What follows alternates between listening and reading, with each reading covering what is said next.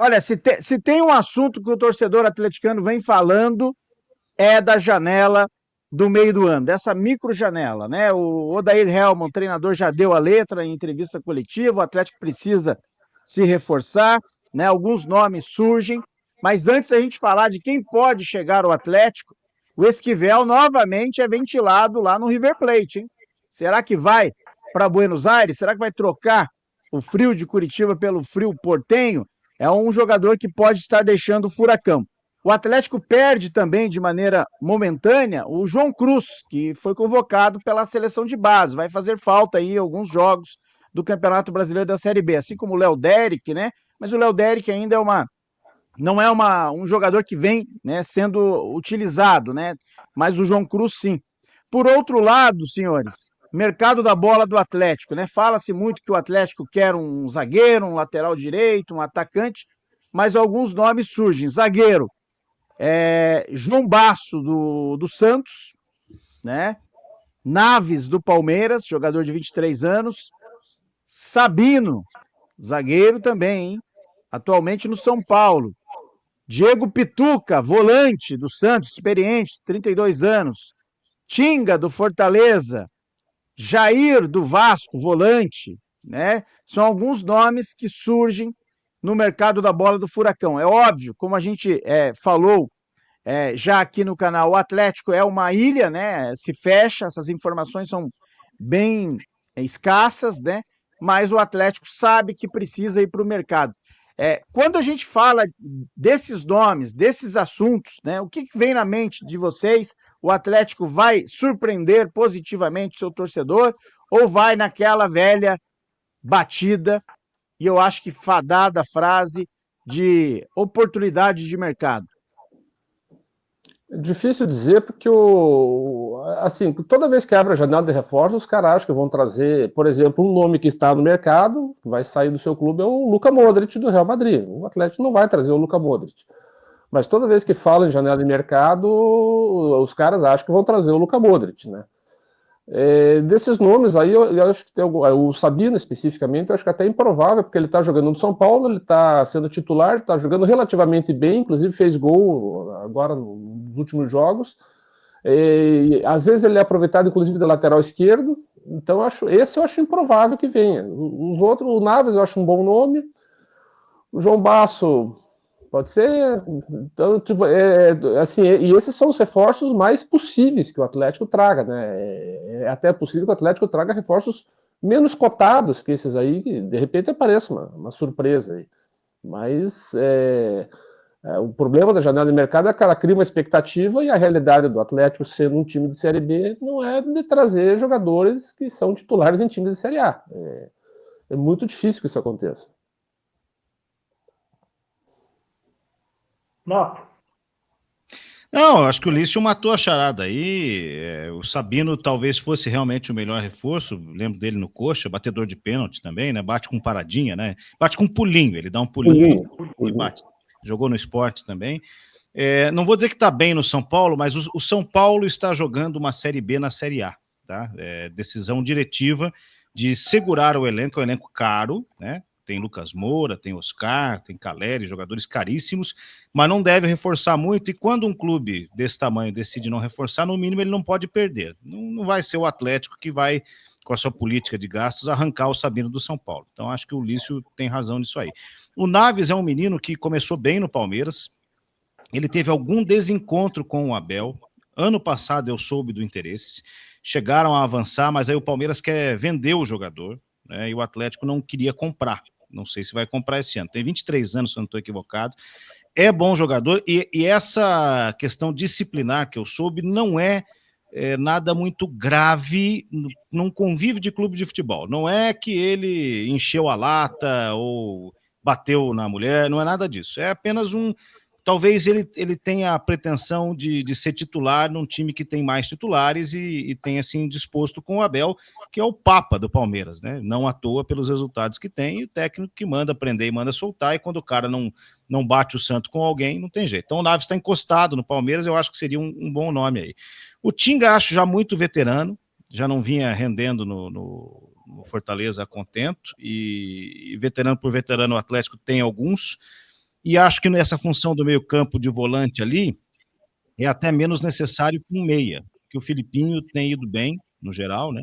O Raul fica devendo e tal, mas no geral o Filipinho cobre essa função. E aí, a outra opção me parece melhor, o Jair. Jair no Vasco, o Vasco tem dificuldades financeiras, aí vem aquela frase que eu digo que grandeza se exerce, né? Então você vai lá e busca o Jair é experiente, não é tão veterano assim, deve ter uns 32, talvez, não sei agora, mas seria um nome mais interessante. Acho que ainda faltaria um bom meia, exatamente pelo que o Pinduca fala aí, que o João Cruz vai se ausentar, que o Zapelli não rende, enfim, e mais um atacante para fazer companhia ali ao Peixoto e ao Kardec, quando o Kardec tiver condições melhores de jogar, né? Porque são muitos veteranos, o Patrick é mais um. Então, acho que tem que equilibrar desse jeito aí. No geral, essas especulações são interessantes, são melhores, já são melhores do que o que vinha se falando antes, né? O Luiz está perguntando aqui do Tinga. O Tinga é lateral, né? E está no Fortaleza, né? Me parece que o Fortaleza está num momento também de repensar o seu elenco e o Atlético pode se favorecer disso aí para tentar essa contratação. Fala, Silvio. O Silvio, o Luiz é malandro, né? Você percebeu ali que o Luiz é espertinho. Eu caí, outra live eu caí numa aí. Eu tenho que ficar mais esperto. Não é, eu sou mais do texto, né? Eu não sou tanto do audiovisual e às vezes eu caio. Mas enfim, eu não acredito muito em reformulação de elenco, sabe? O perfil dessa janela é diferente, né? E o Atlético é um clube muito frio, né, em janela. Ele não vai cair no clamor nem do Dair Helman, nem da torcida de querer reformular o elenco. Tá todo mundo do elenco jogando abaixo do que o Atlético espera, né? Então, em termos de mercado, o elenco do Atlético é bom. É o melhor elenco da Série B. Em termos de mercado... Discordo. Muito. Aliás, discordo da premissa que você já está usando aí de que a diretoria não vai cair nos apelos. Se não atender o Odair, esquece, cara. Não, esse elenco aí não busca o 6º lugar da Série B desse ano.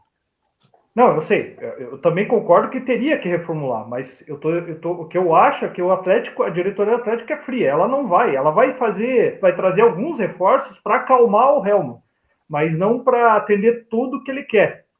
Historicamente, o Atlético é assim, desde que o Petralha assumiu, ele faz assim, ele pega, primeiro ele vai ver quais jogadores ele pode vender, emprestar e reduzir a folha para daí poder trazer. Então, por isso se você tiver razão, e eu acho que você está até próximo do que é o pensamento, né? Aí esquece, aí não tem jeito, porque assim, essa é a hora dessa diretoria, que assim, é fria, mas é fria no sentido de roubada, né? Porque fria ter esses caras no comando do Atlético hoje em dia. Se você não reforçar, esquece, não vai subir. Não vai subir. É agora que é o momento dessa entrada do Odair, de cobrar a direção e a direção falar, olha, entendemos, hein? Aqui está o pacote de reforços. É agora. É o que ele falou, o próprio Odair falou na última coletiva, que não adianta economizar agora, porque você vai ter que gastar muito mais depois se não subir, né? O prejuízo é muito maior.